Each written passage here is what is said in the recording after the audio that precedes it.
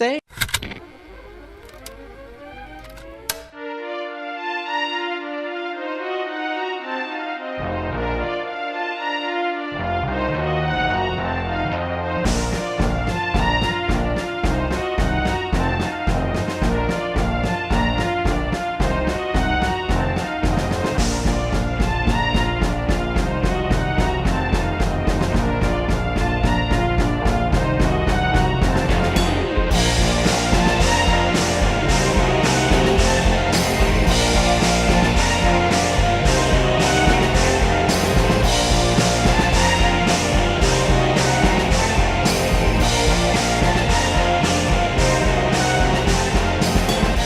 You give money to homeless people.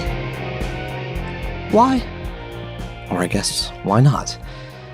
I live in downtown Toronto, and so I walk by a ton of homeless people all the time, and I'm not a saint. I'm not somebody who can pledge to be giving money to homeless people all the time, but once in a while, somebody kind of catches my eye, or we have an interesting conversation, and a few weeks ago, this actually happened. A guy was standing, so not sitting, he was standing outside of a Starbucks. And something about his eyes and the way he sort of said, "Do you have any extra change?"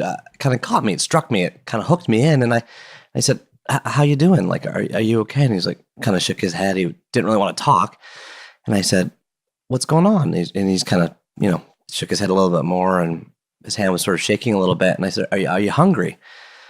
Then I don't know what it is about me or what, but I sort of feel like everyone deserves a hot meal. Like handing someone money is one thing. I mean, there's all kinds of social services and taxes and safety nets. And I sort of but like a hot meal, I mean, everyone kind of deserves that. And he nodded. And so I brought him into the Starbucks, which was he's standing outside. And I bought a sandwich and we started talking while we're waiting for the sandwich to heat up. And it turns out that his girlfriend left him, took their kid, and he's been struggling with mental illness.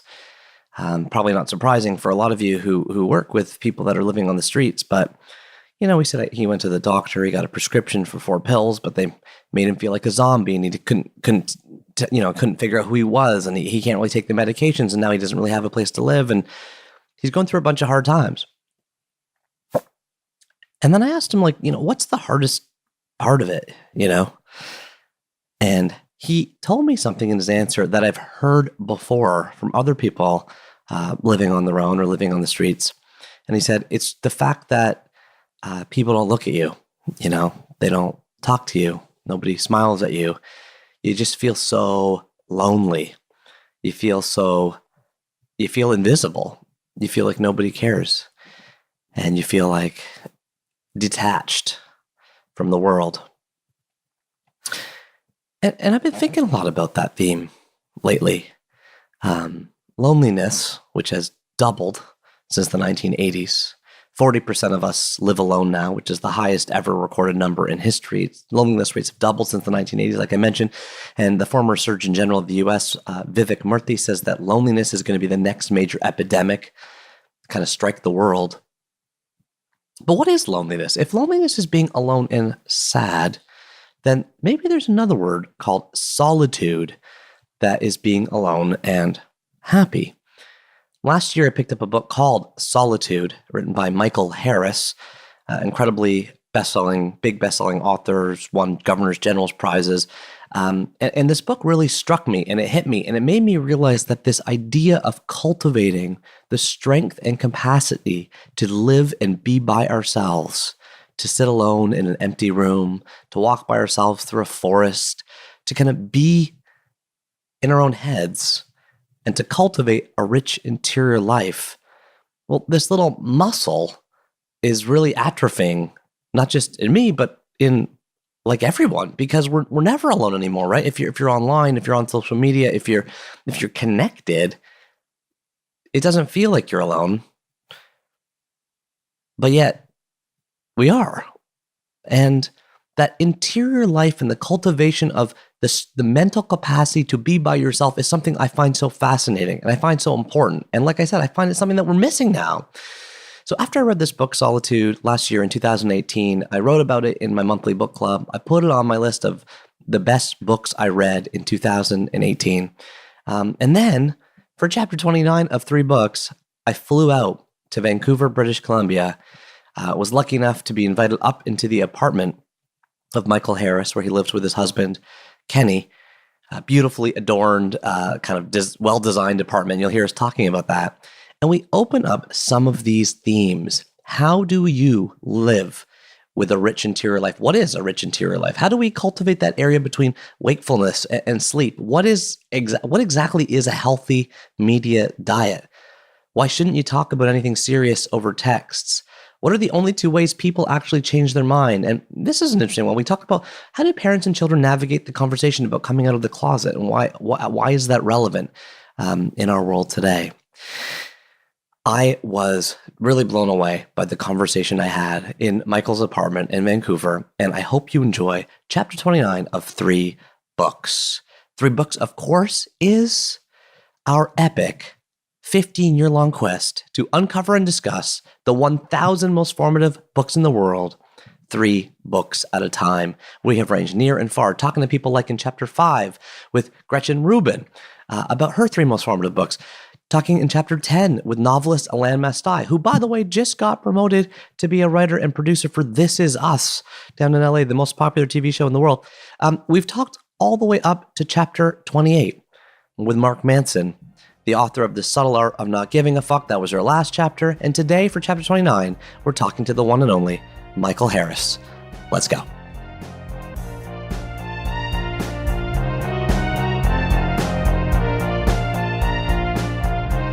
Hey, Michael. Hi.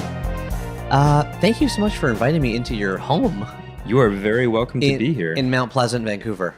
That's right. So this is like the same neighborhood I was in for a previous chapter of the show with Jesse Finkelstein from Page 2 Publishing. But of course, I since I'm not from Vancouver, I could not have recognized it at all. Although you've got a great view out here. I'm in your living room. Correct. I see mountains out the window, a guitar case. Do you play? Kenny plays. He moonlights as a wedding singer. No way. Yeah. He sounds like a movie plot. Yeah, I know. I asked him to sing at our wedding, and he declined. No way. He wanted to be off that night. Yeah. Yeah, I guess that must happen with the wedding photographers too. Yeah, exactly. Can't take a picture of your own wedding, but you got a like an actual piano up here. Yeah, so we do actually sometimes have like kind of salons where we will get into a lot of like piano and songs, and yeah. What's a salon? A salon is like a bunch of vaguely pretentious people drinking a little too much wine, and then in our case, moving over into like show tunes. Wow. Yeah. I love that. I'd love to see you got to show me like a video off a cell phone later before I go. That sounds very embarrassing. We'll see if we can do that. Yeah. And you got beautiful art. You just showed me like an Adrian Tomine like print, who's one of my favorite graphic novelists. I'm looking at like the Thin Red Line movie poster, which is when I was back at university, my friend Alec was obsessed with Terrence Malick. That was a rhyme, unpurposely. And so that movie poster is like reminding me of that. And you've got, is that like a fruit bowl full of gourds? There's one squash. Kenny's mad at me for buying that because he says I'm never gonna roast it. And he did accuse me of just buying decorative gourds. Exactly. But there's nothing wrong with that. I'm gonna roast that tonight to prove you both wrong. But yeah, and it's because it's only a gourd if you don't actually eat it, right? Is it? Oh, it's a squash. I'm assuming. Yeah, it's like a decorative squash that I will eat. I like that. Well, I feel like I'm in like I can't say IKEA catalog because that's not respecting what I'm in, but I'm in some really interesting, like it's minimalist, it's beautiful. You've got this like these I can't stop looking around because you've got these great pieces of these art books. You've got this like little what's that like beautiful record player right beside me. Anyway, I love being here. I think your design sense is really great. Thank you. Thanks. Yeah. Thanks for having me. And so I guess I should start by telling you, because I don't know if you know this or not, how I got familiar with your stuff. I don't know. So there's a guy by the name of Austin Kleon who wrote a book called Steal Like an Artist. And I subscribe to his email list. And every Friday he sends an email list of like 10 interesting pieces of art or pieces of writing or pieces of music that he liked that week. Okay. But so it's just like one of our values on 3 books is in an era of infinite choice, the value of curation skyrockets. Totally. One week he linked to, I have forgotten how to read, your article in the Globe and Mail I read it, Yeah. and I one of the first times that happened to me, I read it, and I immediately read it again. I was like, this is speaking to me so deeply. And I've got some quotes from there that the listeners will hear in a minute. And then, of course, at the top it says by Michael Harris, author of Solitude. So I buy that book immediately, Okay. read that book, love it, adore it, make notes throughout it, put it in my monthly book club, then put it in my annual best of the year list, which at the end of the year, I put like my 10 favorite books of the year. It was like right near the top. I think a lot about those lists because I'm like, it's going to be up there forever. It's like my 10 best book I read that year. And so I'm so obsessed with your writing. I think you're an incredible writer. I think you're putting your finger on like this pulse of emerging kind of important themes in the world. That's why the book struck me about, and the subtitle is In Pursuit of a Singular Life in a Crowded World, which I love. And so I reached out to you, and you were kind enough to send me your 3 most formative books. So that's kind of how I got to know your stuff. Well, that's like the ideal way for somebody to discover my work. Totally. Thank you so much. That's awesome.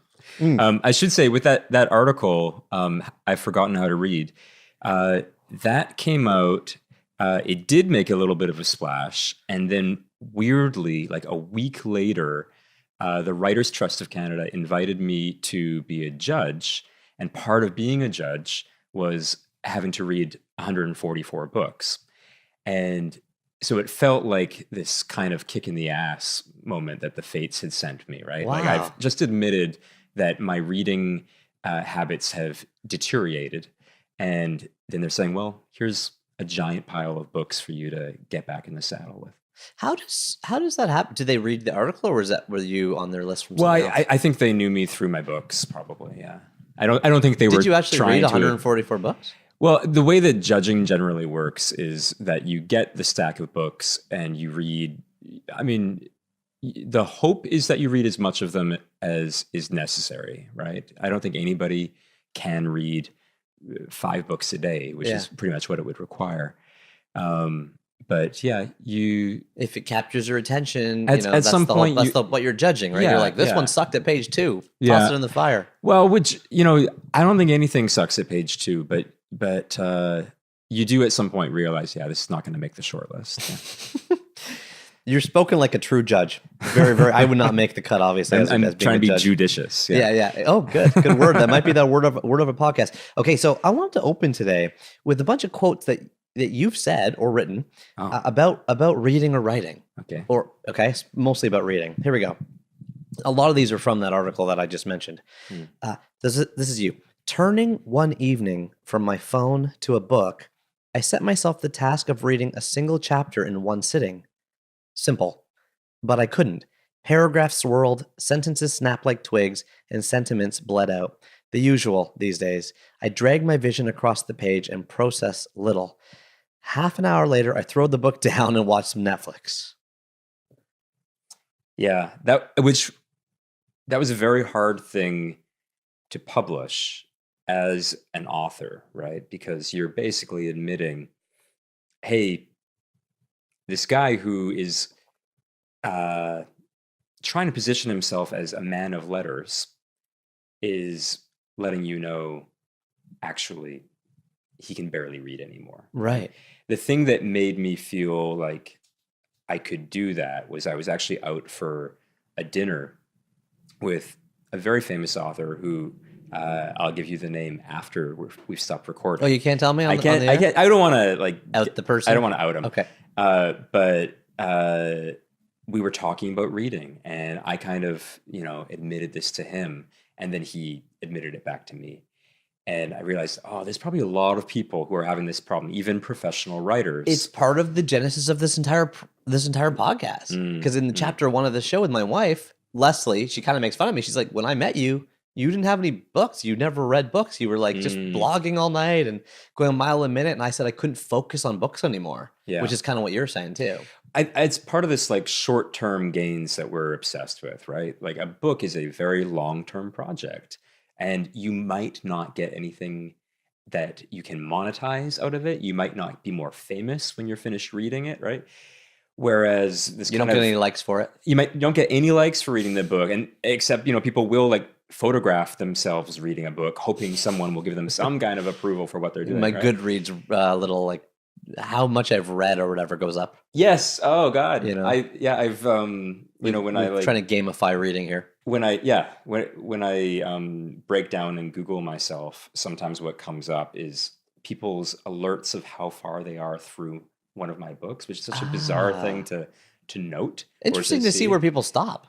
Well, hopefully that's not where they stop. I think that's just where they are, Yeah. right? But yeah, I know like all those reading platforms like Kobo or Wattpad, like uh, they have the data on how far people get, and some of it's really freaky, right? Like there is, again, I won't name the author, but there was one author in particular whose books, win the Pulitzer Prize, and the average reader gets about 10% of the way through the book before they drop. So yeah, I think they're the books that we buy because we're supposed to, and Including then potentially Pulitzer judges who have to read 144 books in 2 weeks yeah, to decide who gets the Pulitzer Prize. right, and they may very well have barely read the book that wins the prize because they're so frantic by the It's time, like people in elected office passing bills they haven't read. I mean, like, which happens, yeah, right? yeah. We'll keep. So I got a few more quotes from you. Hmm. They're kind of related to this theme that we're opening up here. This is you. Spend your life flashing between points of transitory data, and a dog-eared novel begins to feel interminable. Mhm. Same idea. You're always searching. Yeah, You know, where our eyes are ping-ponging between data, so you can't focus on anything deep. I mean that was a key finding in my work, and definitely before we turned the record button on, we mentioned Nicholas Carr Yeah. briefly. Nicholas Author Carr's of The book, The Shallows. Shallows, is all about that neuroplasticity, right? The fact that if you immerse your brain in a media environment of flashing lights for 6, 7, 8 hours a day, that brain becomes very good at dealing with that environment and very poor at dealing with other kinds of environments, right? So uh, the old novel and that nostalgic love we have for that novel becomes further and further away from our daily experience. And that's worrisome, which is what we're going to get into here a little bit. I have a couple. Well, maybe I'll give you one more. Hmm. I do think old book-oriented styles of reading opened the world to me by closing it. And new screen-oriented styles of reading seem to have the opposite effect. They close the world to me by opening it. Mm-hmm. What do you mean by that? It's a little cryptic, isn't it? I guess what I mean is that, okay, an old style reading, that dog-eared novel, it opens the world to you by limiting your experience. Your ego actually drops away, right? And you have this empathic experience of entering somebody else's consciousness, the narrator's consciousness. So it's opening your world up to this whole other way of thinking or looking at things. Whereas if I'm cruising Twitter or Instagram, uh, I become more and more isolated, actually. I'm being more and more reactive. I feel more and more trapped in my own little angry little responses to the way people, I'm not having an empathetic experience, although I'm seeing more and more of the world through the internet. I'm still having a kind of myopic emotional experience.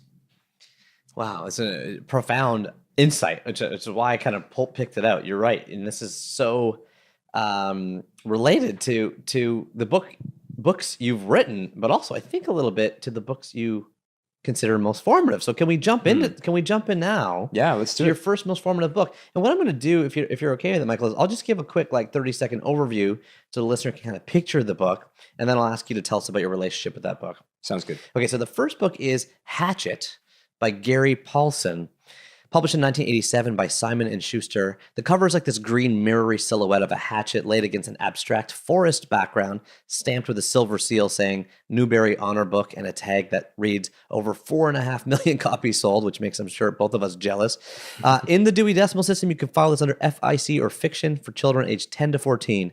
The plot is Brian, who I think is like 13 years old, is on his way to Canada to visit his estranged father when the pilot of his small prop plane suffers a heart attack in midair. Brian is forced to crash land the plane in a lake and finds himself stranded in the remote Canadian wilderness with only his clothing and the hatchet his mother gave him as a present before his departure.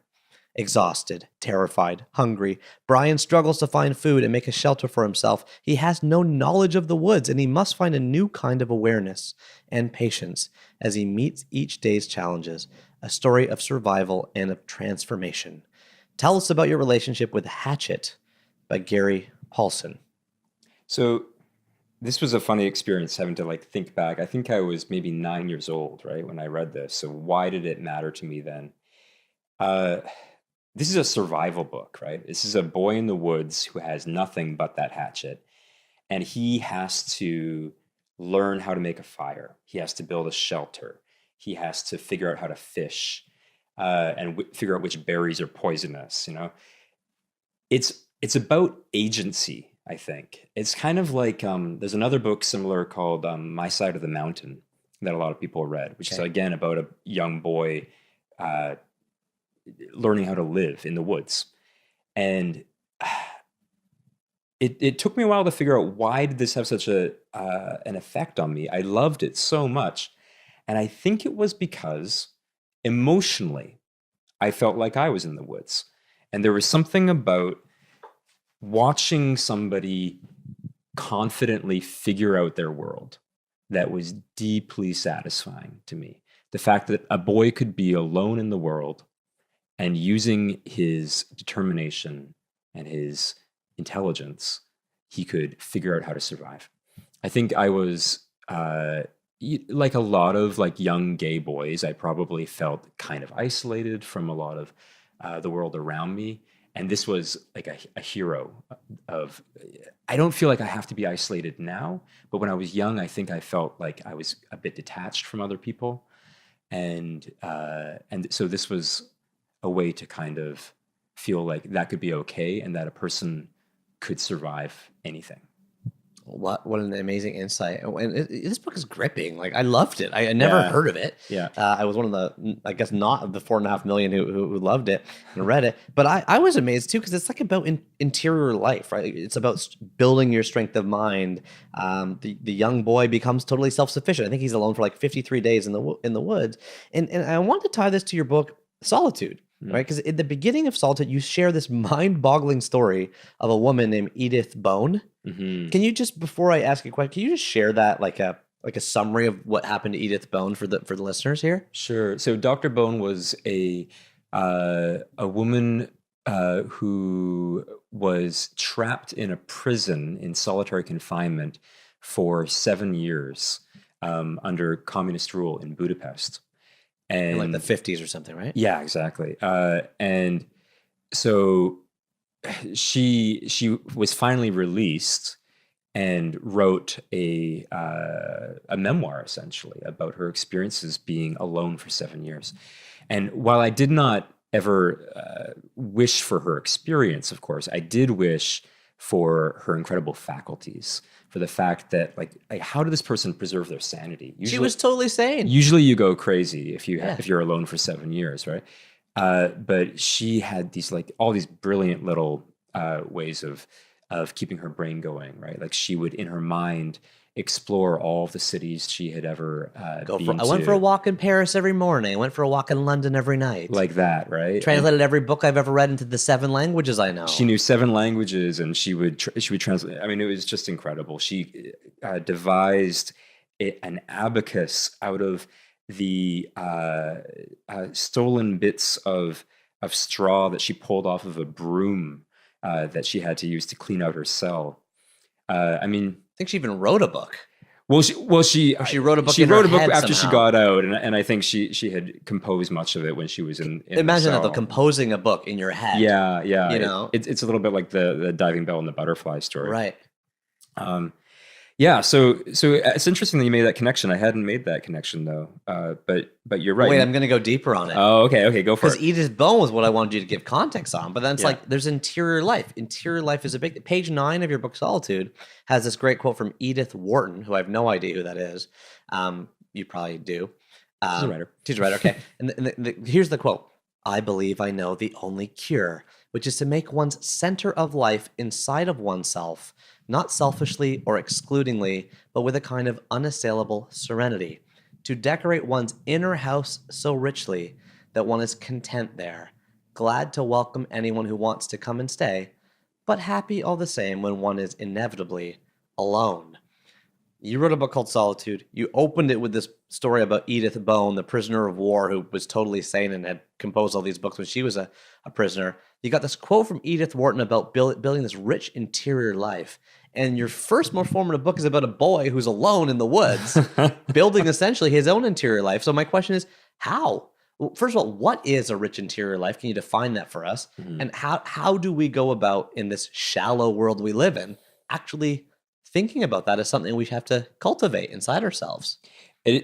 Cultivate is exactly the word, right? I mean, when I talk about a rich interior life, when I talk about building a house inside your chest that you can live inside of, this is a practice, right? This is not something that you get to buy or that you get to just snap your head around in a moment. But what do you mean, house inside your chest? I'm talking yeah. like in the same way that Edith Wharton is Yeah. saying the only cure for like life's miseries and life's traumas of which we are constantly assailed, the only fix is to have that rich interior life, that place inside of yourself that where you are always safe. Right? They can take everything else away from you, but they can't take that away from you. If somebody's an asshole to you on Twitter, what does that mean to the person who's living in that house inside your home, right?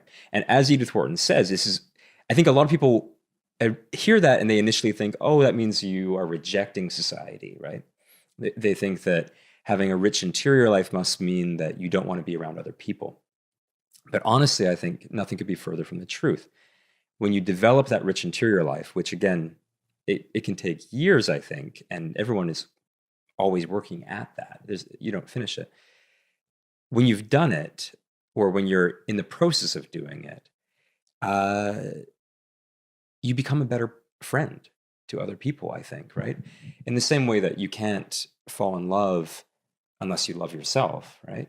You can't really engage with other people unless you are deeply and generously engaged with who you are. So I think this is so true. I came back from my honeymoon with Leslie, and so for the time we were away, we had no news, no morning news, right? So then I come home and I'm on my commute out to Walmart, and I turn on the news radio like I did every morning, and it sounded like glass shards in my ears because I was like, oh my gosh, it felt like I finally my brain had chilled out. Yeah, and I never turned it back on again. Like to this day. What I did was I drove in silence, and it was anxiety provoking for the first few minutes. But as the drive went on, it was like an hour each way every day. I started hitting voice memos on my phone, recording ideas that I'd suddenly come up with, like you do in the shower. And so I'm fascinated by this topic, but it's the definition of it that I want to open up even more. Rich interior life. So there's that old quote, what is it? All problems come down to man not being able to sit alone in a room by himself. Yep. Or something like that. Yep. That's what we're talking about. Yeah, absolutely. That we are better people when we can be with ourselves. So, I mean, what is a rich interior life? It is in the most basic way, it is the experience of giving yourself silence, giving yourself solitude, right? That decision to not turn the radio on in your car, that decision to not bring your cell phone into your bedroom, but instead to go and buy a radio alarm clock and not use your phone as your alarm, right? Those decisions are about creating just a little more space around yourself, right? Just 5 minutes more silence before you check your phone when you wake up in the morning, that kind of thing. And the things that come into that space, like you discovered, creativity abhors a vacuum, right? You create some empty space, and something turns on. Quote. Something turns on in your brain. Creativity abhors vacuum. Yeah. What does that mean? It just means you create some empty space, and ideas flood in, right? But they can't flood in if you haven't made any space for them, right? What's abhor mean? Abhor means does not like. So creativity does not like vacuum? Yeah. Or it does like a vacuum though. Well, it'll stop there from being. What I'm saying is if you create that empty space around you. Yeah. Creativity is gonna gotcha. That's why I thought you meant screw you vacuum and fill it up with ideas. I see, because you're not gonna think. You can't think of the blank white wall Like you can't think about nothing. Your brain's going to keep moving. I remember as a kid, I was always trying to think of a blank white wall before I fell asleep at night because I couldn't fall asleep because I was always awake. Like I was so, as Tim Urban told me on an interview with this podcast, I think it's chapter 22, he's like, sleep is boring, awake is fun.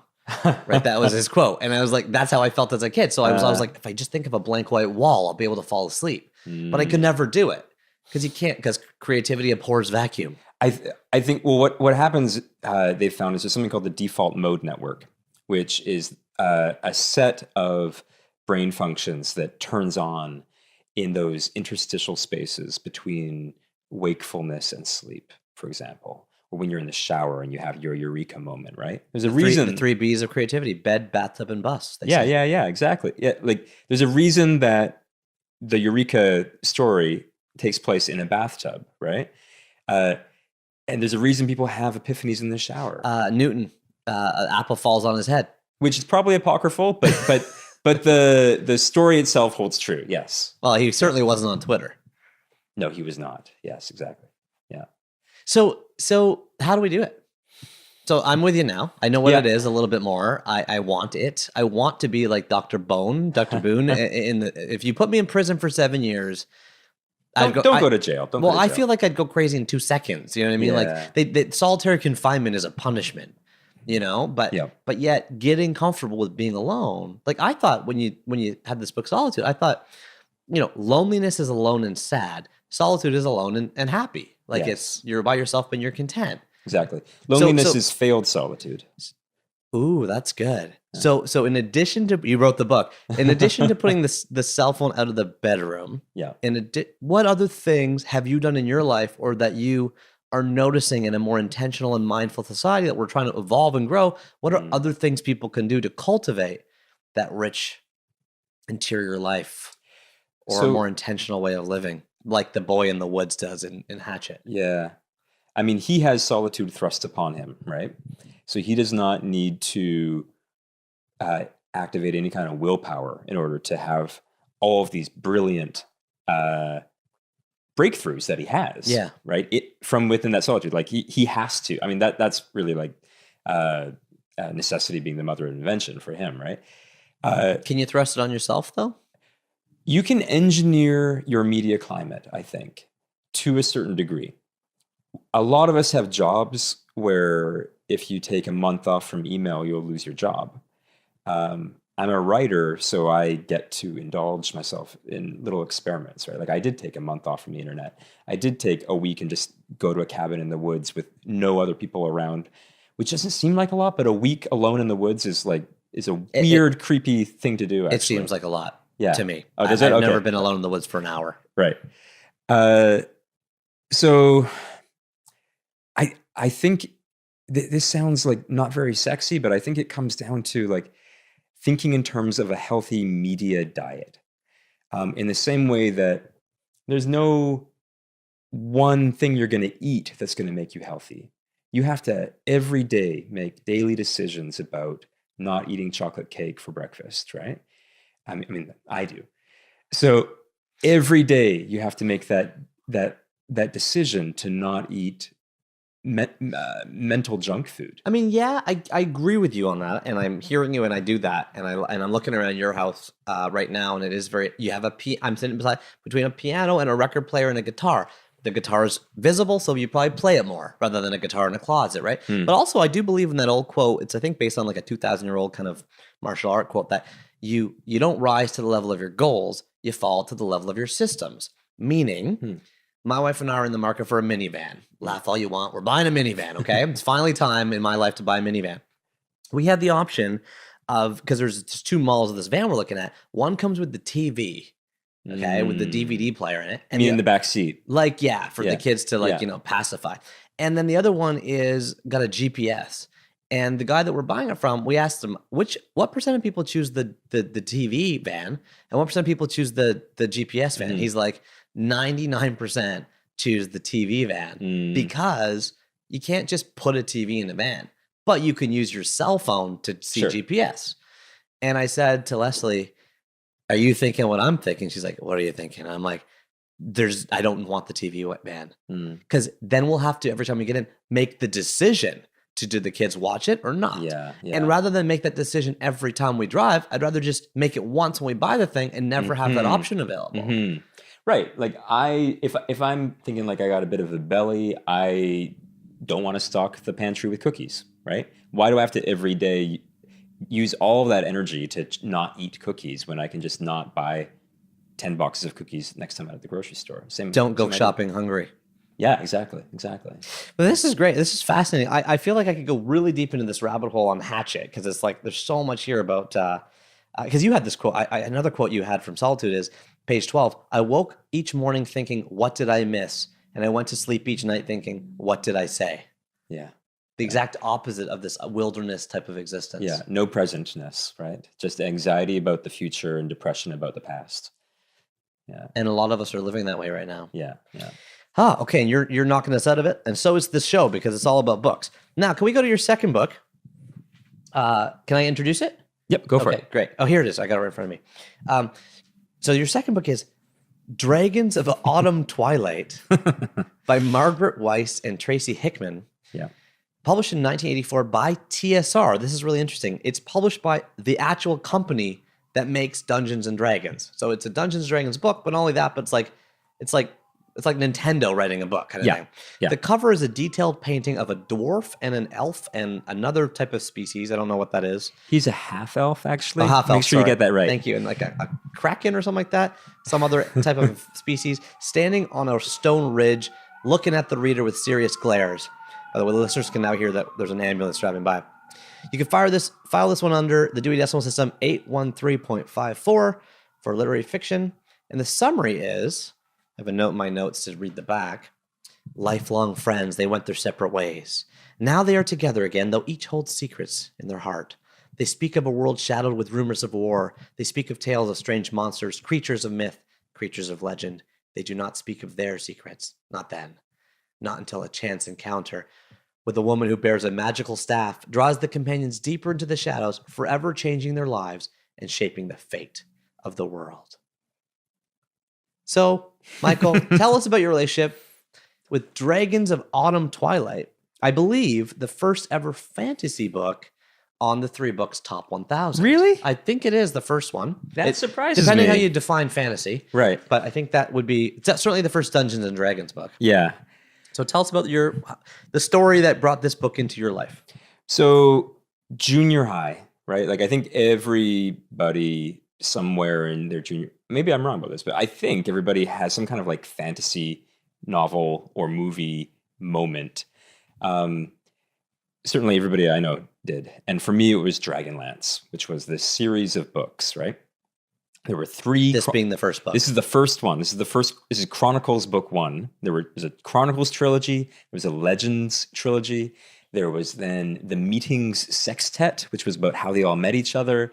There was Tales, and then there was Tales 2. I read like dozens of these books, and I was obsessed with them, and they were fantasy and they were romances in the kind of classical sense of romance, that kind of high level magic and knights and dragons, that kind of thing. And I mean, if Hatchet was about learning that like a book could teach you survival, you know, or if it was about figuring out agency, then this was about figuring out escape, right? Like that was fantasy for me. It was junior high was not a fun time in my life. Why? Why? I mean, again, I was gay. I was Openly gay? I think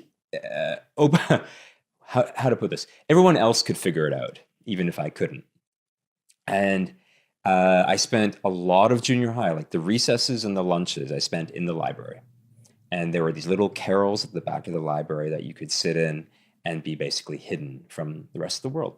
And so I sat there for 3 years and just read Dragonlance novels and was just lost, right? So that's what Dragonlance was about for me. It was about escape, which is kind of like I was thinking about Hatchet.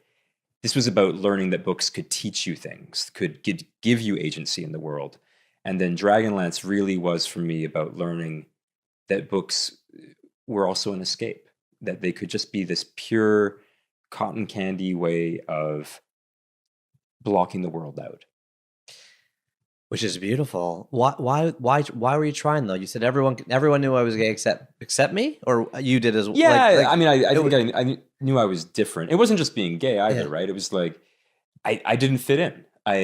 I was like a geeky book kid who didn't care about sports. You went to public school here in Vancouver. Yeah, yeah. Well, over in West Vancouver, yeah. And I had friends, but honestly, what ended up happening was like the two other kind of like geeky boys that I was friends with.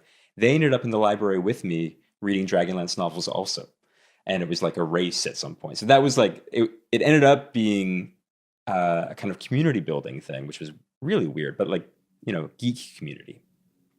Did you also play Dungeons and Dragons? Weirdly, no. And I only found out like 4 or 5 books into reading this that they were created by the Dungeons and Dragons company essentially as like propaganda for their game system. Right. Yeah. Right. Like it's like a book about Super Mario or something like that. Yeah, totally. Yeah. But I got to say, like Margaret Weiss and Tracy Hickman, who I think as a team they wrote maybe a dozens dozen of books. I read up on them. Yeah. And they were employed by the company. Like they were employed by the Dungeons and Dragons company. But this novel series really had a life like beyond Mm-hmm. just advertorial. Like it became a thing of its own.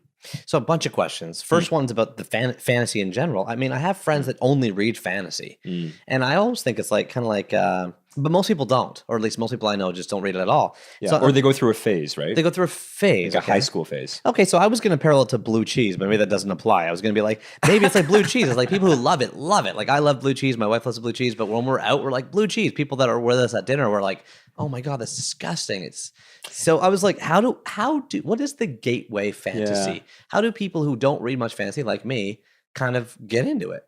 If we should. I mean, like, do you like Star Trek? Star Wars. Star Wars. Okay, that's different. See, Star Wars is like cowboys to me, and Star Trek is like philosophical ideas more. Or at least, I mean, when I say Star Trek, I mean Star Trek Next Generation. Right. Which is like, in some ways, the only true Star Trek, as far as I'm concerned. But there's, how do people get into it? What's the gateway? Did you have to be a nerdy kid in junior high, or what? For those listening that are interested in fantasy but don't know where to start, it's an overwhelming genre to like walk into in the bookstore because you're like, there's 1,000 books here. And is there like a ground zero for fantasy somewhere? I mean, honestly, there's Tolkien. Right? Oh, okay, Lord of the Rings. There's Lord of the Rings and The Hobbit, and then this book. There's the Dragonlance novels. I don't read a lot of fantasy. This moment in my life was more of like a phase that I went through in junior high. It was like these 3 years of just reading dozens of novels about gully dwarves and half elves and knights. They're and gripping dragons. books. I was captivated. Oh, did you like it? Yeah. I was really quite captivated by it. I was like, every chapter ends with a hook. There's a mysterious person in the bushes. Sure. They have a great camaraderie between them where they're making fun of each other like the way you would with your kind of friends like in junior band high. Of buddies. Yeah. They mock each other. They laugh at each other. They tackle each other. They're like, well, and maybe there's so much friendship there. Yeah, you're right. And when you call something a fantasy, right? Like maybe it is not just a fantasy in that it's like, oh, dragons and mages and half elves, but a fantasy in that, oh, if only I could be in that world. I fantasize about living in a world where these things are possible, and the connectedness and the community is there, and they're heroes and they're loved upon. Exactly. Yeah. But I wanted to get back to this idea that it was published by this video game company because I found, or not the video game company, this Dungeons and Dragons company. Yeah. Because I'm really interested in this idea of trust, like sources and stuff, and it made me think of your quote from Solitude on page 158, where you say, and this is one of my favorite quotes from the book. Already in the nonfiction genre, many authors see books as reverse-engineered TED Talks. You write the book as a calling card. Books themselves will exist in the future only rarely as standalone items. They'll usually be cross-promotional products merged with apps and games, songs, and TV. I think you go along to say like the current book on the bestseller list is like the coloring book for Harry Potter or something. Right. So how do we decide what to trust? How do we separate what we're buying from who's selling it? Everyone wants us to join like an email list, be part of some larger network. There's like, I feel like I'm always in like some funnel marketing scheme for something, you know? And you also say in the book here, our book choices will be partly determined by the catalogs of whatever platform we subscribe to. The stories we read will not be static strings of text, but rather will morph to accommodate personal preference, like the hero's race and sexuality will shift to your liking. Echo chamber idea. Yeah. So talk to me a little bit about trust and sources and how we make sure that we don't fall into the trap of just swallowing up the pablum of someone who's trying to sell a reverse engineered TED Talk. It's the classic book on the back of a speech table where it's like, the book was created to give the person the platform to speak about, but that's not really what we want here. I mean, unfortunately, what I think is going to happen is that people who are more harried in their lives, people who don't have time to think about these things because they're just exhausted at the end of their day and they're consuming whatever gets thrusted at them, those are the ones who are really going to get hit, right? They're the ones who are going to end up in those echo chambers you described. I think that for other people who maybe have the privilege or the luxury of engineering their cultural consumption a bit more or choosing a bit more, there's always going to be the opportunity to go to a bookshop and get lost, to go to a used bookstore and ruffle through a bin, and happenstance, an accident is going to still be there where you discover something, right, that you didn't even know that you wanted. I think that most of us will always be allowed to or able to walk away from digital platforms that are doing kind of algorithmic curation for you. What I worry about is that there will always also be a class of people for whom that is not an opportunity. So what do we do about it? In an earlier chapter of 3 books, Chris Anderson said that he designed TED to be a confluence of incongruent ideas. So on the last day of this TED conference, you have this magnificent aha, ideally, that pops into mind because you just heard like a seamstress and like you work in virtual reality and something came together. What do we do to break? And it's not just them and like all of us. I'm worried about it for myself. I'm worried about, I just got off a plane to come here and like they handed out newspapers. I'm like, do I want the left newspaper or the right newspaper? Right. Like they come down the aisle, like the left newspaper, like, you know, you're picking this view. Mark Manson on another chapter 3 books, he only reads Wiki News. The only source he trusts for news is Wikipedia. Oh man. I mean, that if I had the answer to that, I'd have the next 2 or 3 books figured out, right? I think there is a need to bust those echo chambers, to bust those filter bubbles, to design weirdness back into our cultural consumption. There's nothing I hate more than when Netflix tells me what I would like to watch next. And it's always wrong. It's always wrong, and right? they also take out any way that, like what I do is I have 3 tabs open. I'm like, I got the Netflix open. Then I've got YouTube open to watch trailers of them all because Netflix doesn't have trailers. Then I've got Rotten Tomatoes open to check the rankings.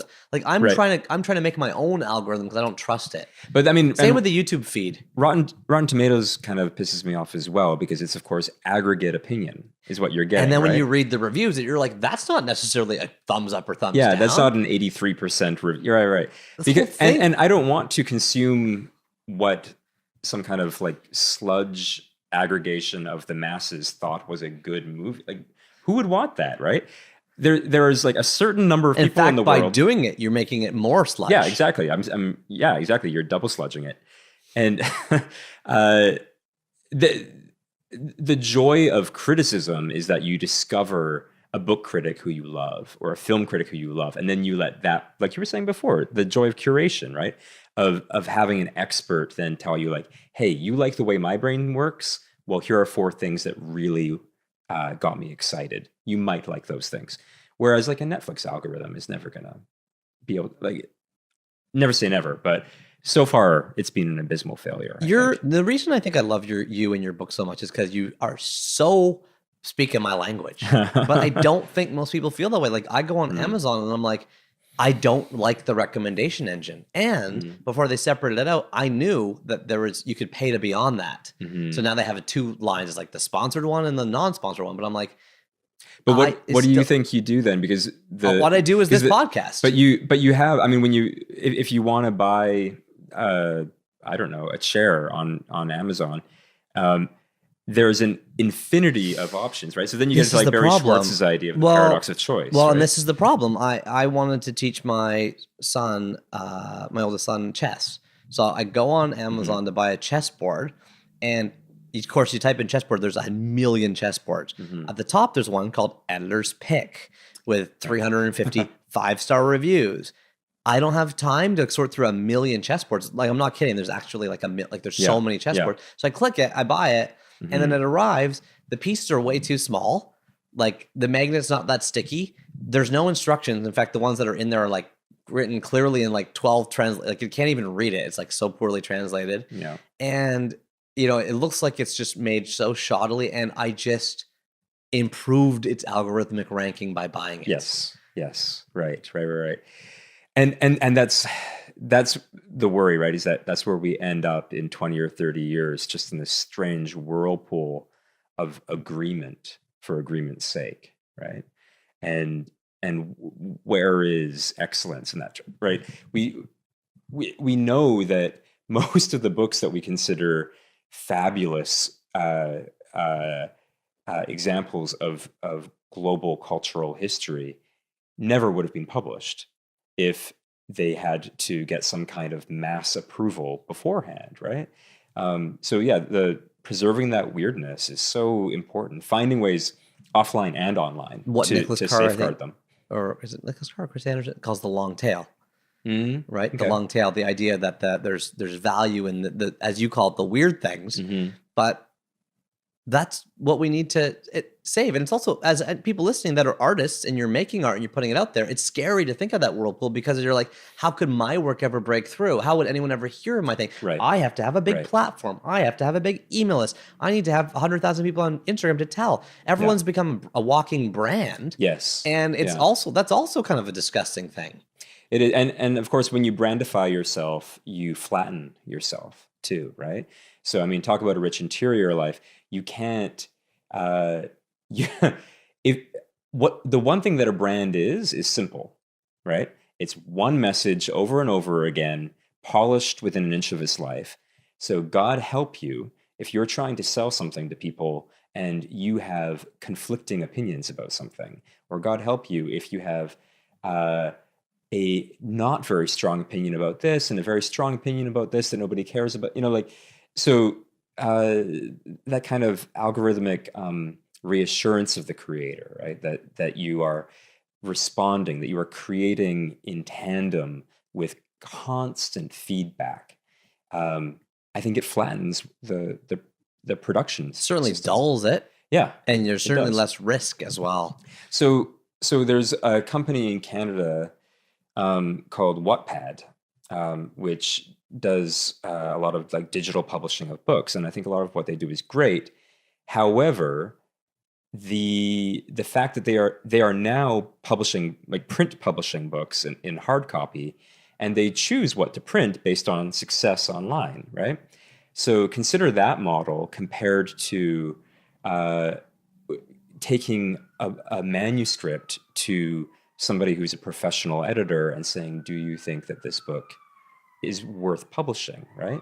So that's curation and expertise versus the masses. A lot of people would say the masses route is better. It's more proven. Sure. You know it's already going to sell. You've tested it. And in aggregate, it probably is better.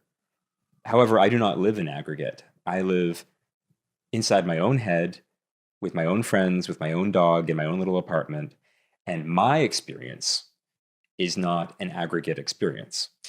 This gets down to what you say, and I think it's Solitude, if not one of your articles, where you're like you talk about the problem with emojis, right? Is it? I think it's something you write about briefly, and you mentioned like the emoji cannot communicate enough of an emotion. Yes, yeah. And I think about this all the time. Like I think about like there's an emotion that has like red blushing cheeks. It's like it's like shame or embarrassment. Yeah, but I'm like, shame or embarrassment are gigantic, deep, complex emotions. You have to write it out, and even that's not even close to what the actual emotion feels like. And there are people who do not have complex language skills, and for them, sending a looping video of Ryan Gosling taking his shirt off might be the most How do you know I do that all the time?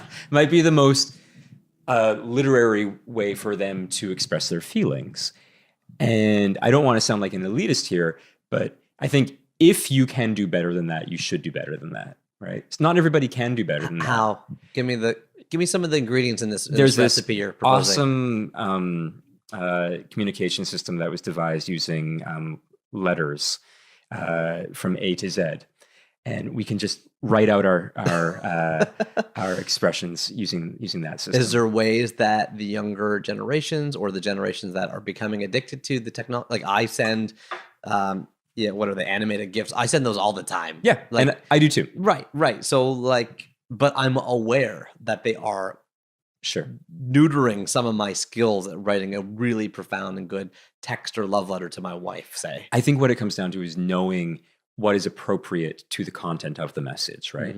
If you are trying to figure out where your friend is at Playland, and you're just like McDonald's Playland, you're talking about specifically? Oh, Playland is. Are you inside Grimace? Playland is a exhibition park in Vancouver. Disneyland. Say you're at Disneyland and you can't find your friend, and you're just messaging them about where are you? Then sure, send a picture of a lost boy. If you are trying to discuss whether or not you should hospitalize your mother, maybe don't do that on WhatsApp, right? But a lot of people actually will not see that there's an appropriateness to one form of communication that is not appropriate, or that the appropriateness of a medium is changed when the content changes, right? That depending on what you want to talk about, you should use one or another media. And we're still all figuring it out. We are. You go through. How many times has it happened to you that you miscommunicate over text? I do this all the time, right? I feel bad about it. That I'm like, oh, sorry, it didn't come across the right way. Or whatever. I try to be as ruthless as possible about. I just refuse to talk about anything serious on my phone. There you go. There's the rule I was looking for. Because I asked you what are some of the ingredients in the recipe. Maybe that's one right there. That you just said it right there. I refuse to talk about anything serious. On my phone. Because my phone can't do it. But yet it's not good enough yet. I somehow I had a bit of a messy email exchange with someone the other day. Okay. I was editor for one of the magazine outlets I write for online, and we went back and forth fighting over something. Okay. And I asked somebody in my life, I forwarded to him, I was like, what should I do here? And he wrote back and said, pick up the phone. Yeah. And I didn't have the courage to do it. I just let it. I was just like, man. Well, that's what I'm saying. It's so like you were, in a way, you were like it's someone I've actually never talked to on the phone. Right. It's an editor of an online magazine that I've written for a few years, but I've never talked to them on the phone once. So you actually don't have any idea what your relationship with that person is. You have an idea of what your digital avatar thinks about that person's digital avatar, but you don't know what you think about that person, right? And I think that's why I had hesitation to call, because I'm like, I have to be introducing myself here. And we've been knowing each other for that's what I'm worried about. So so keeping the lanes distinct, right? Yeah. Knowing this is a WhatsApp conversation. This is a Twitter comments conversation. And that's what drives. I mean, personally, we don't have to go down this road much further, but when I see the level of toxic discourse that goes on something like Twitter, it terrifies me, not because people are angry, but because they don't seem to be aware of the fact that you cannot change a person's mind via Twitter. No person has ever changed their mind. All they have ever done is drilled deeper down into their own little opinions. The only way people change their minds is either in solitude or through an intimate conversation, I think. Yeah. I never thought of it that way. And thank you for helping me transition because we went really far off of dragons. Sorry about that. No, don't apologize. That's part of what the show is all about. What we're trying to do on Three Books is let the conversations go and bubble up the way they can only go, from the themes in the books into it when we have time and space like we do right now. And that was an important thing to talk about. So I appreciate you letting me open it up. Can't believe we got from half elves to Twitter toxicity. But yeah, we did it. That is good. So your third book, can I jump in? Yeah. Okay, it is The Autobiography of Red by Anne Carson. Oh, sorry, there's no the. It's just Autobiography of Red by Anne Carson, Carson. This is published in 1998 by Knopf. The cover is a sepia, if I said that right. The cover is a sepia painting of smoke blowing out of a volcano. File this in your Dewey Decimal System in 811.54, American Poetry in English. And the summary of the book is that the award-winning poet Anne Carson reinvents a genre in Autobiography of Red, a stunning work that is both a novel and a poem, both an unconventional recreation of an ancient Greek myth and a wholly original coming-of-age story set in the present. Gurion is a young, gay boy who is also a winged red monster, revealing the volcanic terrain of his fragile, tormented soul. In an autobiography he begins at age 5. And it goes from there, by turns whimsical and haunting, erudite and accessible. I think you don't know what erudite, that proves the word. Richly layered and deceptively simple, Autobiography of Red is a profoundly moving portrait of an artist coming to terms with the fantastic accident of who he is. This book, made my head hurt. I was like, I could not figure it out. But tell me more about your relationship with The Autobiography of Red by Anne Carson. So, okay. It is a weird book. It is a novel written in verse. So it's basically like one giant like poem. Shakespeare? Yeah, like it's a one giant poem. Okay. And yeah, it's about it's a flip version of one of the adventures that Hercules has, right? Hercules has to kill this monster Geryon. And Carson imagines the story from Geryon's perspective. But Geryon is actually in love with Hercules. So the narrative of the book aside, you mentioned that it hurt your head. For me, it hurt my head in all the right ways. Good. Yeah. I'm glad I read it. Anne Carson's use of language is what I love here, right? She is a classicist, so she understands ancient Greek like nobody else. And when she writes in English, she uses grammatical structures from ancient Greek. So she even like our language comes from ancient Greek, right? But we've lost a lot of those kind of grammatical bones that she's unearthing here. So she uses those in contemporary English.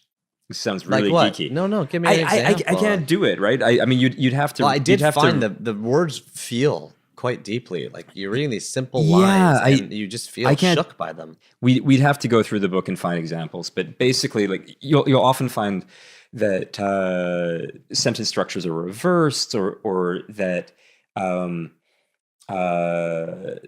things just feel a little bit weird the way that she writes. She breaks up sentences in the middle all the time. Yeah, and she's splitting adjectives in weird.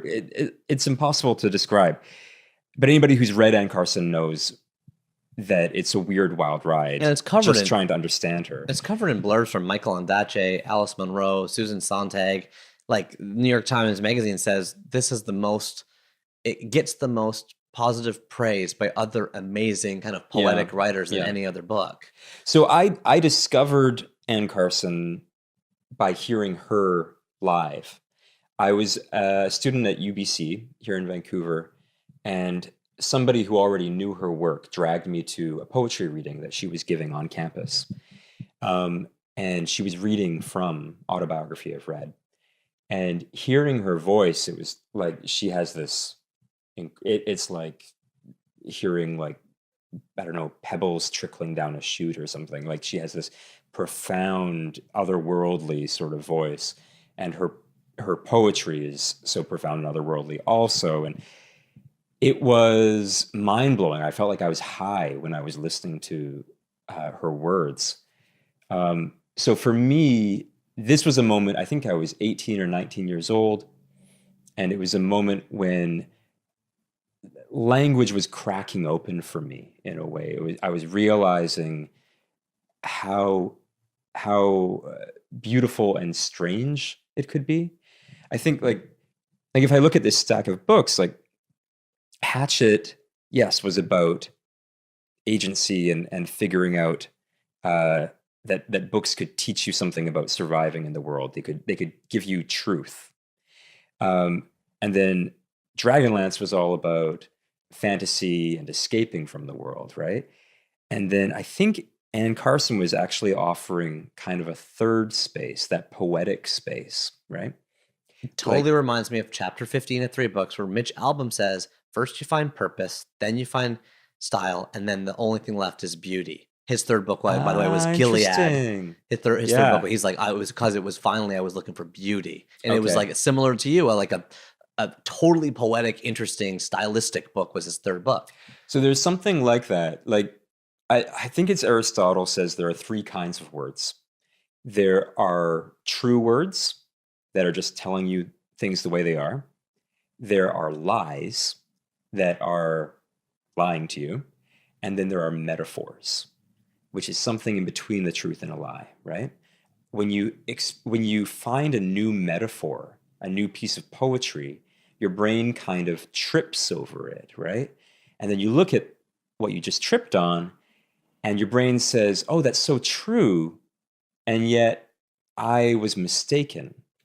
That a metaphor is that weird new way of looking at something that you thought you already knew, right? So that for me was my college literary experience. It was language cracking open. Mm-hmm. It was poetry. It was realizing books aren't just fact. They're not just things to escape into. They are things that can transform your view of the world. They're really powerful tools, right? And I think my seriousness about books got leveled up when I discovered people like Anne Carson. Well, I'd say. And this also, like, I feel like I'm getting deja vu because I was in this neighborhood of Vancouver for chapter 23 of 3 books with Jessie Finkelstein of Page 2 Publishing. And one of her books was by Michael Ondaatje, the cinnamon peeler and other story, all these poems. She was reading it at McGill. She exchanged a love letter with a guy in her like Chinese civilization class through the book. In the book, she had the actual notes still in the book. Amazing. She refused to show me the letter she wrote back. But, it was like, and Michael Ondaatje's on the cover of this book. He says, Anne Carson is, for me, the most exciting poet writing in English today. Similarly, you had a very, I don't know if it's something in the water here in the Mount Pleasant neighborhood of Vancouver, but like what a similar kind of experience. The Cinnamon Peeler's Wife, that poem by Ondaatje, I remember hearing Ondaatje read that here in Vancouver. No way. And oh my God, when he reads that poem, the whole audience, hundreds of people, all had the same, brain shift by the time that poem was finished. It's a profound poem. It's amazing. You talk in Solitude about how like books have the power to transport you more than anything else. What you're describing, can see your body language, your eyes are kind of, you have this reaction to this book, and nothing could be, you can't make a movie out of this thing. This is such a, I hope no one ever does. Yeah, it's too weird to be narrative, right? Can I open up a couple themes from this book? Lots of stuff, lots of the descriptions in this book and the blurbs call it seductive, sensuous, right? Like the New York Times says on the back, a profound love story, sensuous and funny, musical and tender. And, but yet, and I felt that way. Like I felt like my skin, sensitive almost while reading it. Like there's intimacy, but yet in the book, there's no sex. Like there's no descriptive love scenes or there's zero sex. There's a masturbation scene in the. Did I miss it? I don't think she uses the word masturbation. There's a bit in early on when Garyon is on the bunk bed and his brother. I read that. So Oh yeah, I remember his this brother now. is His jerking brother, off on yeah. on the top bunk, Right. and Yaren has to listen to it. Right. That's But right. yeah, you're right. It's not an explicit piece of erotica for sure. Well, that's my point, though. Is in chapter 6 of this show, 3 books, Judy Blume talked to us down in Key West, Florida, about how books don't have sex scenes anymore, and she was kind of ruining this fact. She was like, because she's famous for partly introducing a lot of Sure. people to kind of sex scenes in books, and we talked a little bit about in that chapter about how like children are learning about sex these days through like pornography, not through books, and so this book has been described as sensual. I felt like it was, other than the one jerking off scene. My question is like, how do we broaden ourselves in regards to these days learning about the more subtle and slower aspects of intimacy and eroticism, which you cannot get from any sort of visual, I'm not just talking about pornography, but like there's an offering here about sensuality in this book that I don't encounter very often. And I have children.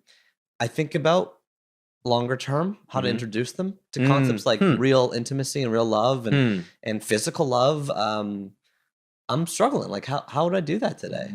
And do you know what I mean? Can you talk me around this topic? I mean, I don't know. That's a really difficult question. I mean, I do not have children, and so I don't think about.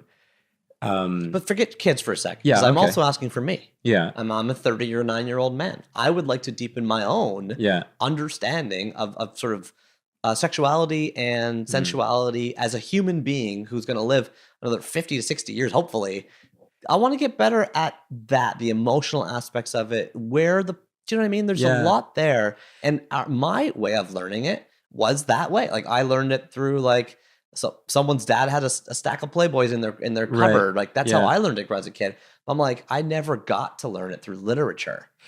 Okay. Or through a more broad way. Did you have a similar experience? So, I mean, I remember my best friend and I in elementary school discovering a Playboy under a rock in the playground, and Poor hiding location. very poor hiding location. And he turned it in. He took it to the principal.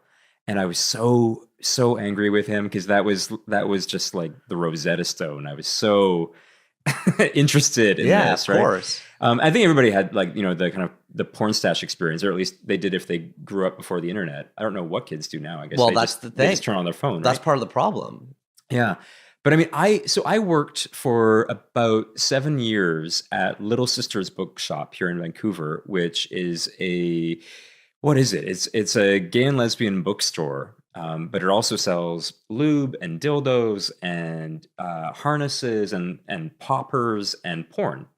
So it was kind of like What are poppers? Poppers are something that was amyl nitrate. It was like a really popular drug that you can actually buy over the counter at some places. People use it when they're having sex because it makes their muscles relax. Oh, interesting. A lot of people used to use it on the dance floor because it would get you kind of high. Anyway, I can talk to you about poppers for a while if you want. As I was just sold curious. Hundreds of if bottles I hear of a it. word that I don't know on the show, my rule to myself and the listeners is I got to ask what it means. That's all. So let us down that hole. Sure. Yeah. So that was that one. So you worked at the bookstore. So I worked at this place that was kind of a bookshop and also a sex shop, and that bookstore in the 70s and then again in the 80s, I think, or 80s and 90s rather. Was bombed actually twice because people were so furious that this sexually explicit material was on sale. Nowadays, a lot of the stuff that we were trying to sell at Little Sisters that like Canada Customs was banning at the border, that people were trying to like literally like didn't care if they killed people to keep others from being able to read this material. A lot of that stuff is now available at Indigo Bookshop in Canada or Barnes and Nobles in America. The gay bookstores of the world have, in some ways, their purpose is not as clear because that safe haven they used to hold isn't as necessary anymore, right? Because you can get this stuff everywhere and on Amazon. So. I mean, I don't know if I'm answering your question exactly, but no, you're going somewhere good. Keep going. But I feel like there has been a general kind of who cares quality, which is a good thing, in the age of the internet, because all of this dirty stuff is now in everybody's phone. We don't care about like a D.H. Lawrence novel or a Judy Blume novel being available. Her stuff used to get banned. Yeah, her stuff used. Oh God, it's like the kinds of things that were banned. It's just insane. When we look at it now, right? Yeah. Because we just seem like, oh, you poor blushing flower, that you thought that was too dirty to put on a bookshelf, you know? You don't think that's just your perspective, kind of downtown Vancouver, very progressive city in the world? I mean, again, because I worked in a bookshop like that, Yeah, for so many years, my attitude has become that I don't think anything should be banned. Say more about that. Including stuff that is depicting illegal behavior. I'm a pretty like liberal person when it comes to the banning of books. Obviously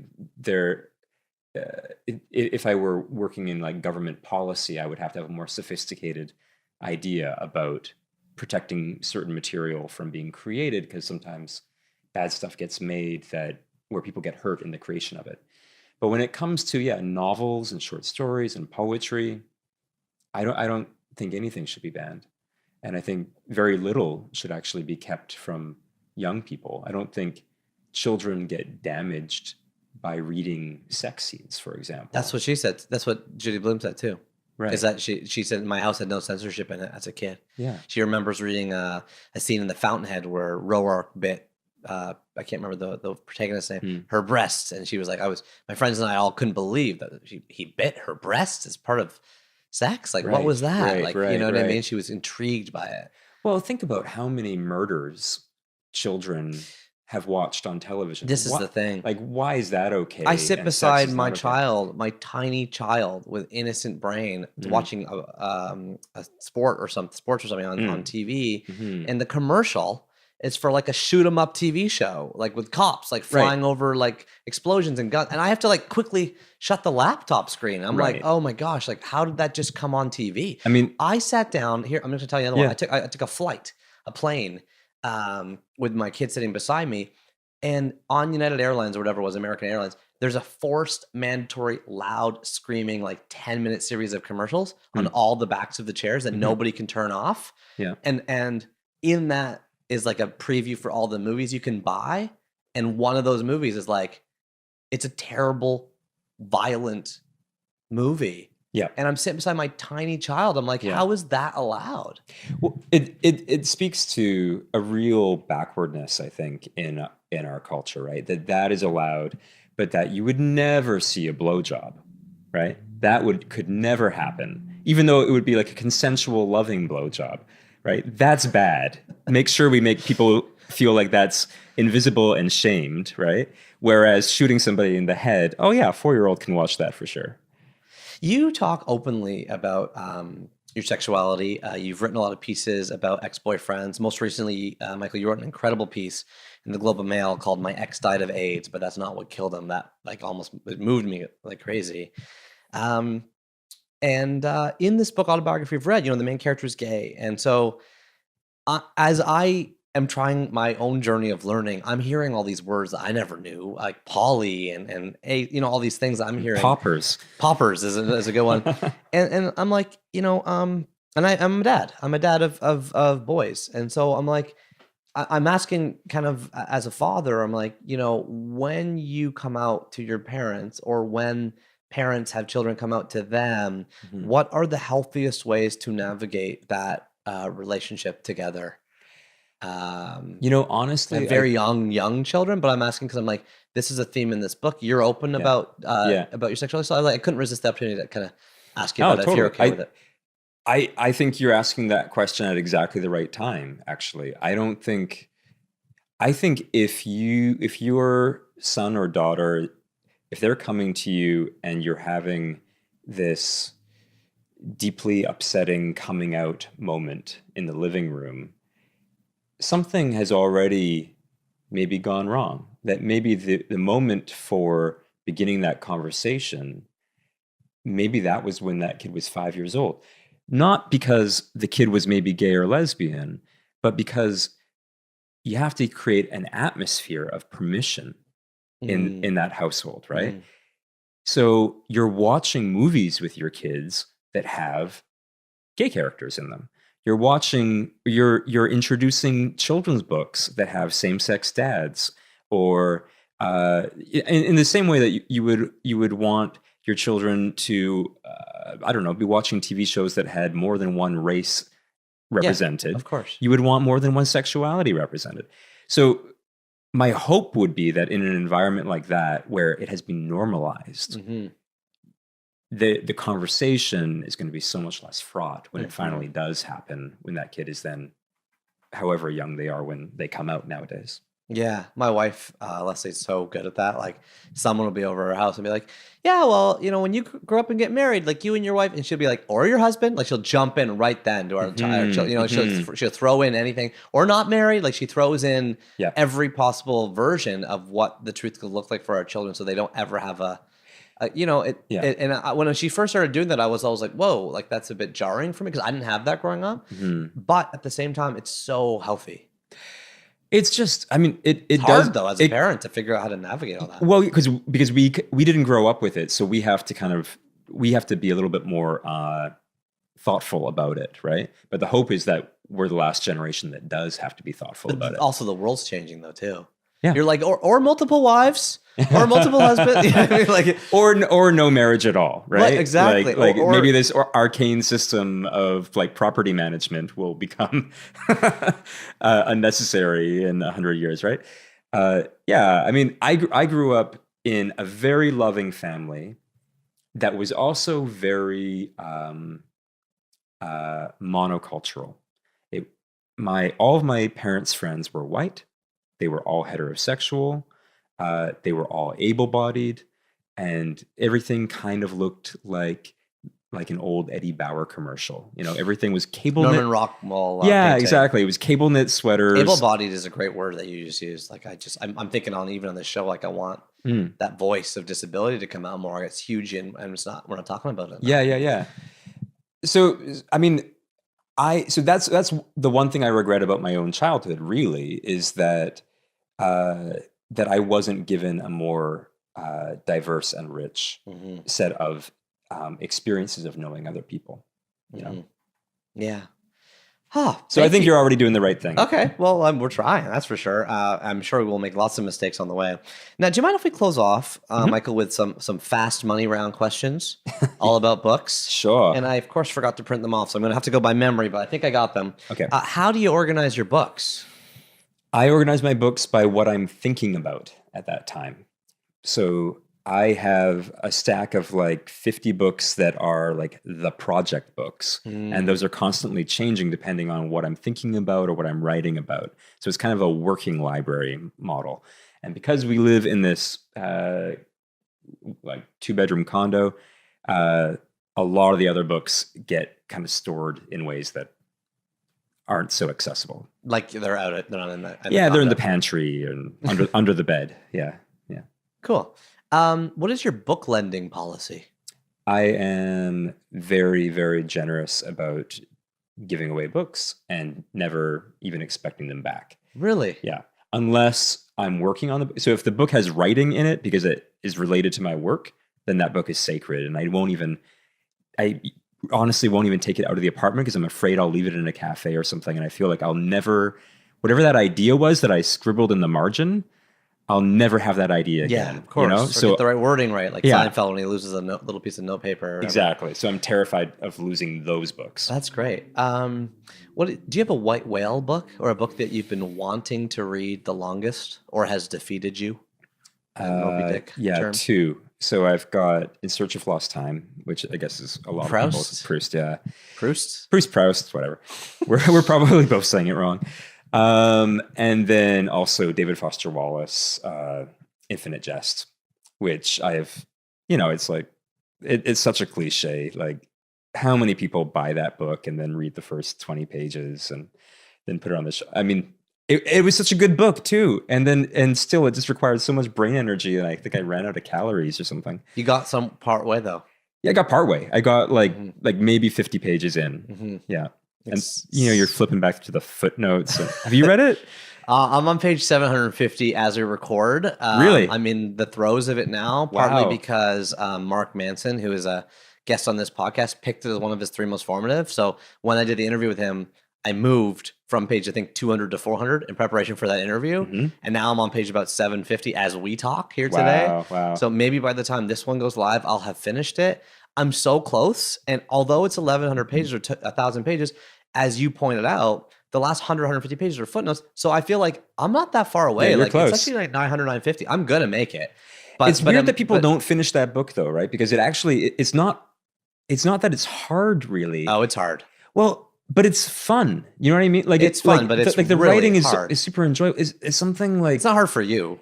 Well, I had to read it with the dictionary. Every page of that book has a new word for me, at least one that I've never heard before in my life. Well, then so right away it's 1,000 new words I've never heard of. Yeah. And some pages have like 10 new words. Like he uses a sentence with like, first of all, the sentence could be the whole page. Oh yeah, you can do that. And in the sentence are like 7 words. I have no idea what they mean. So I have to either look them up or decide to just keep going. So for my first book, I had a chapter about attention. And so I did a kind of gonzo thing where I forced myself to read War and Peace. End of Absence? In End of Absence, there's a chapter about attention spans. Right. And I forced myself to read War and Peace in, I think it was 1 month or something. So it worked out to 100 pages a day. Was that it? Or was it 1 week? I think it must have been 1 week, right? Because, it's like a 700 page. I don't know. You read War and Peace in a week. I read War and Peace in either a week or a month. I bizarrely cannot remember because it was all such a trauma. I don't recommend reading things that way because obviously you're just kind of like drilling through it, right? But it was nice to to give myself an assignment. Yeah. Right. I feel like I often have to kind of separate my brain and have like worker Michael and then like management Michael who gives worker Michael assignments. Whoa. Like I'll create a list of to-dos or whatever. And then when I wake up in the morning, it's like, oh, that bastard management Michael, he's making me do that today. That's well, I got to do it. No wonder you're writing all these books and you're getting stuff done because you have that 2 selves.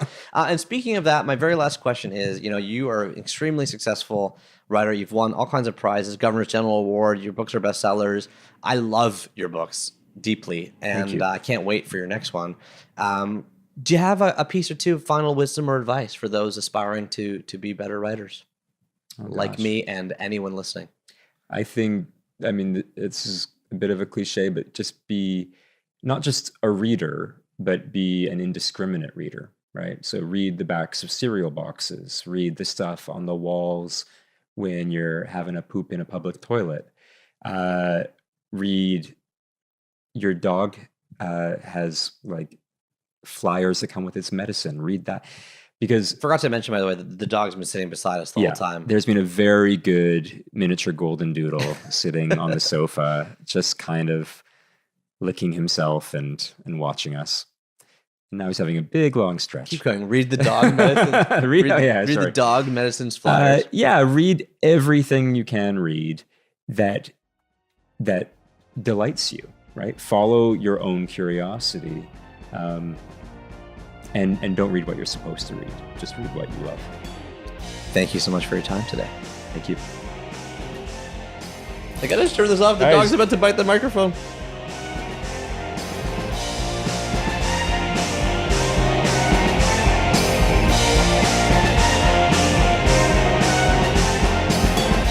Hey everybody, it's just me. It's just Neil again. No, the dog didn't bite the microphone. But yeah, the dog was hilarious because it was just lying beside me the whole time. But I guess dogs know when you start talking about them. So right at the end, when Michael started talking about the dog, he got up, stretched, and so then it started getting really excited. And I didn't mention at the beginning of the recording that when I got to Michael's apartment, the dog was like hounding me, dogging me. I guess I just realized where dogging comes from. The whole time, like it was barking, it was sniffing, it was licking, and then it was only when we pressed record that it finally calmed down. So I just left that little tag in at the very end. Thank you so much to Michael Harris for giving us this incredible picture in so many words of his mind and of the thoughts that he's been researching around Solitude and the 3 books that he's read. So 3 quotes. I always like to pick out 3 quotes that jumped out to me I was tempted to pick up that gourd quote from the very beginning. I'm going to roast that gourd tonight just to prove you both wrong. But rather than pick that, I will mention it. I'm going to go with this one. On reading, he says, you might not get anything you can monetize. You might not become more famous. You don't get any likes from it. You don't get any likes from it. And I love that perspective because as our world continues to get gamified, measured, metricified, it's becoming harder and harder to value the things that don't seem to have a numerical or quantifiable result. Why go for a walk through a forest when nothing goes up in your bank account or on social media or that you can measure? But yet you're cultivating the rich interior life that we've been talking about, and that which people like me need to do a lot of work to kind of work on again. So great quote on reading. How about this one? I don't want to watch something that the dredge sludge of masses picked out for me. It relates to the next quote, which is, there is a need to design weirdness back into our lives. And this is part of the conversation we had about, for example, the Netflix or YouTube algorithm for sort of force feeding you the next thing, where I shared that when I bought the terrible chessboard from Amazon, not only was it terrible, despite the positive reviews and the editor's pick, I also then amplified its, the algorithmic ranking of it so that people were like more likely to buy it because I made it go up. So this is interesting. It's related to Michael's other thought, which I'm not going to list as one of my formal 3 quotes, but it's like, he's like, I don't live in aggregate. I am not the masses. I am not a part of a mass. I am not the average. Rotten Tomatoes might say 95% of people, like it, but you might be in the 5%. And similarly, if 50% of people like it, you would never watch a movie that's 50% Rotten Tomatoes. 50% yuck. That's definitely rotten. It's low. Nobody would watch that. But yet, you have a 1 in 2 chance of being in that 50%. We need to design weirdness back into our lives.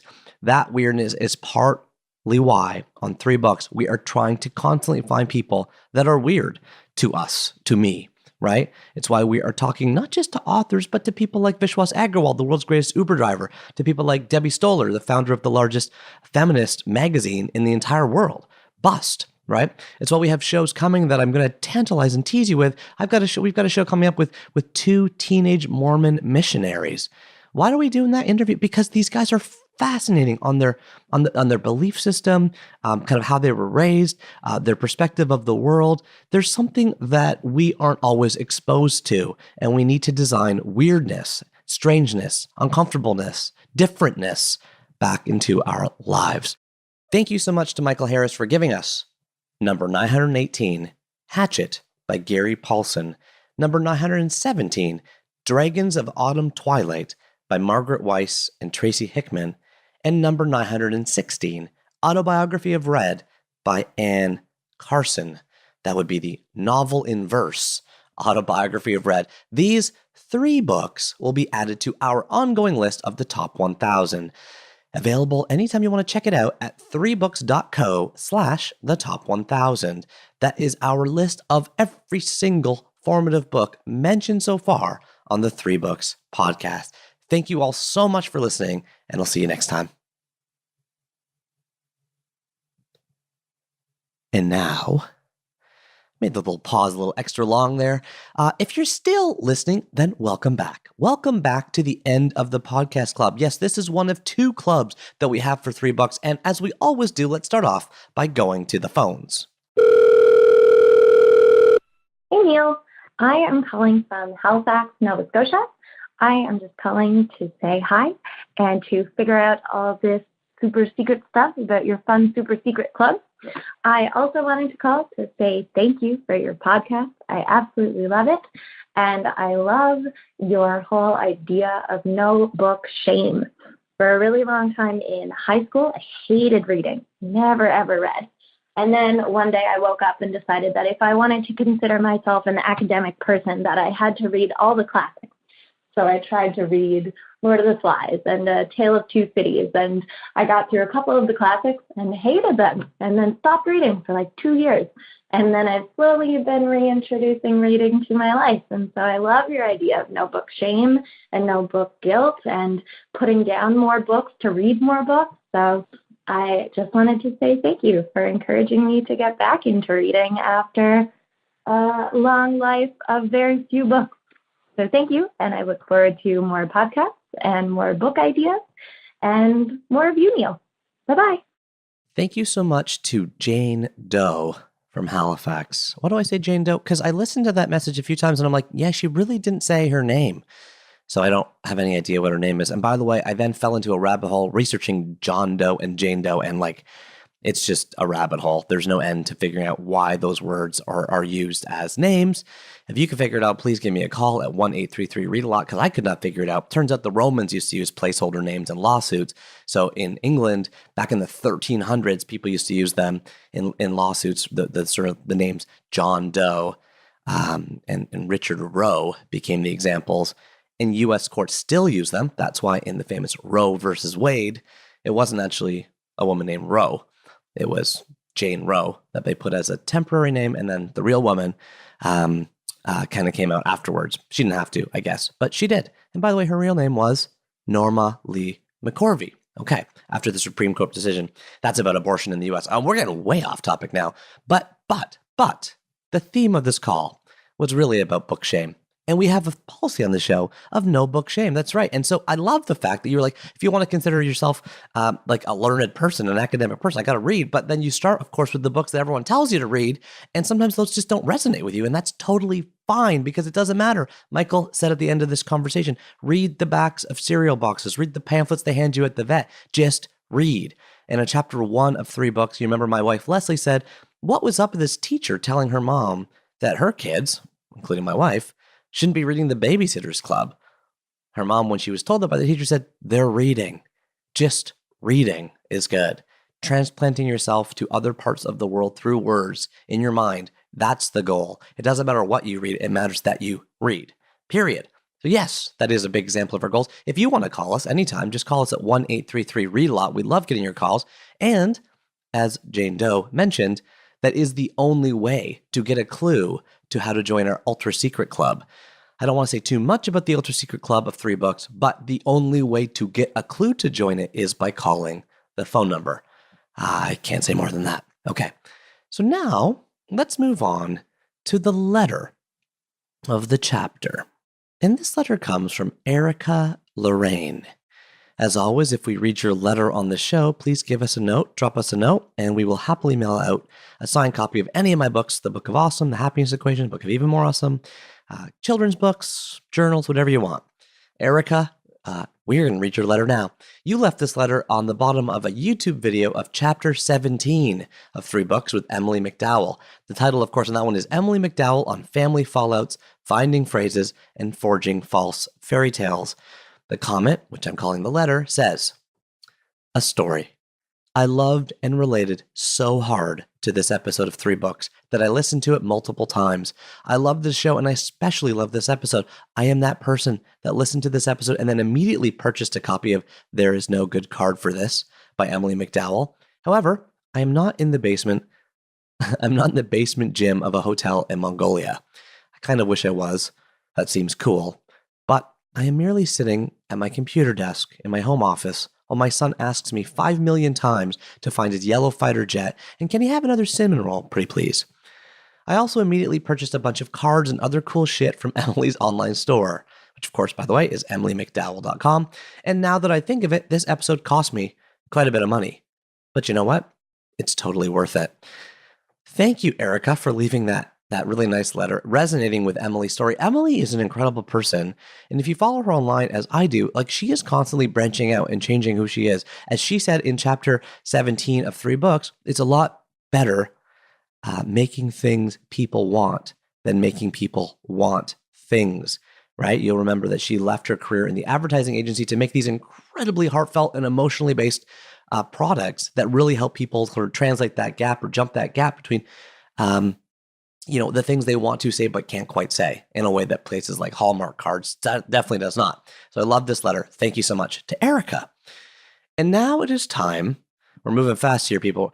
Now it is time for the word of the chapter. And what is the word? There is so many words to choose from.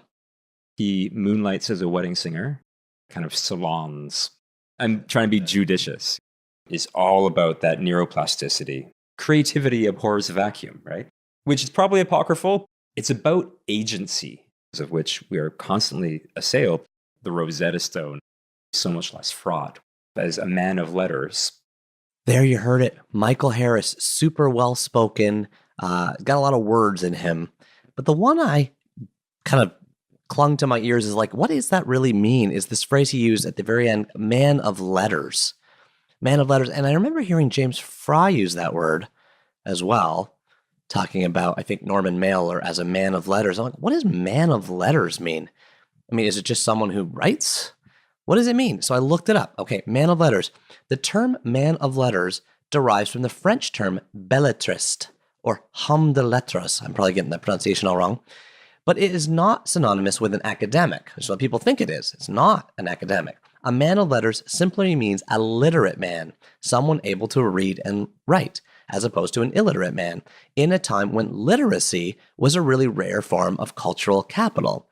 In the 17th and 18th centuries, the belletristes were the literati, the French citizens of the Republic of Letters, which evolved into the salon, a social institution usually run by a hostess, meant for the edification, education, and cultural refinement of the participants. Okay, that's really interesting for a couple reasons. One is all man of letters means is someone who is literate. So, I mean, it just means you can read and write. But of course, it's referring back to a time when that was really rare. So if you were a man of letters, then you kind of, you poked your head out and above everyone else. Now we probably use it as someone who's, distinguished and above everyone else that way, in terms of reading and writing, I suppose. But interestingly enough, in the definition is also this mention of a salon, right? A social institution, usually run by a hostess, meant for the edification, education, and cultural refinement of the participants. And, as you just heard a little drop of, remember Michael Harris said at the very beginning of this conversation that they sometimes have, him and Kenny sometimes have salons in their apartment. I love that. A true man of letters, he is. And so, here we are, coming to the end of chapter 29. This one feels like a big one. Chapter 29, we're about to go into 30. I only do 26 a year, so 30 is kind of that's a big step. It's going to be huge when we get to like 50 or even 100. I can't even imagine that. It's going to still be a few years till we get to chapter 100.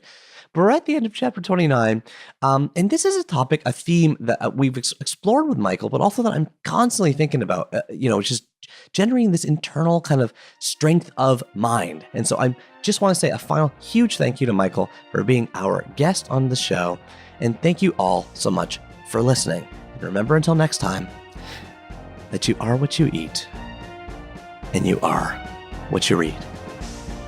Keep turning that page, and I'll talk to you soon.